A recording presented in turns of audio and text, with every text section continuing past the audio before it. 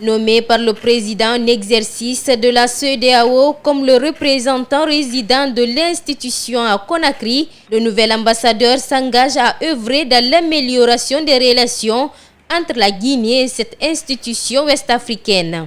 Je compte me mettre à la disposition de monsieur le ministre et du gouvernement guinéen pour aider le gouvernement guinéen à essayer de régler les difficultés qui se posent à elle aujourd'hui. Parce que la Guinée est un pays fondateur de la CEDEAO. La Guinée a dirigé à plusieurs reprises les instances de la CEDEAO. Et la situation dans laquelle la Guinée se trouve aujourd'hui, beaucoup de pays de notre zone l'ont connu.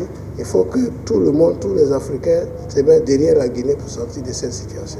Le ministre des Affaires étrangères se dit prêt à accompagner le nouvel ambassadeur de la CEDEAO dans sa nouvelle fonction pour mener à bien sa mission. Au nom du président de la transition, chef de l'État, chef suprême des armées, j'ai souhaité la bienvenue à mon frère et l'ambassadeur, le représentant, pour lui dire que nous mettrons tout en œuvre pour rendre sa tâche facile et le peuple de Guinée, comme toujours, restera accueillant.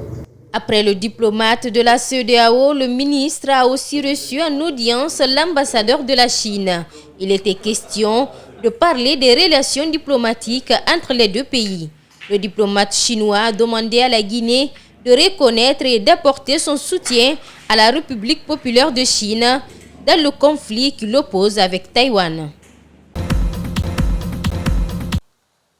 Au nombre de ces domaines figure l'ancien domicile de Cellou Dalein Diallo, de Sidya Touré et de Mounir Cissé, ancien directeur du patrimoine bâti public. Pour ce professeur de droit public, l'État est en une continuité. Même après changement de régime, il serait difficile que ces domaines reviennent dans le portefeuille des particuliers. Le patrimoine bâti public est très pauvre.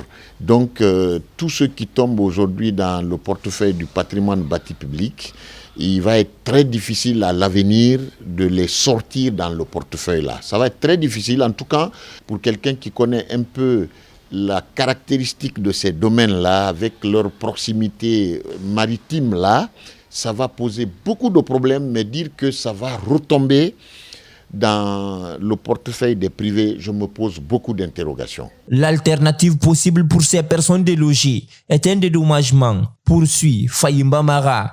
S'il se trouve qu'ils ont acquis ça de bonne foi, même si c'est illégal, mais si l'acquisition est de bonne foi, il est normal que l'État les dédommage. Par exemple, ceux qui peuvent exhiber, par exemple, des reçus de paiement, mais au vu de ces reçus de paiement, dans les conditions normales, s'il ne peut pas reprendre les domaines, l'État doit être en mesure de rembourser au moins les montants dus. Les domaines publics de l'État sont imprescriptibles. Cet homme de droit conseille donc. Si ça ne tient qu'à moi, je serai aujourd'hui auprès du président Cellou comme conseiller.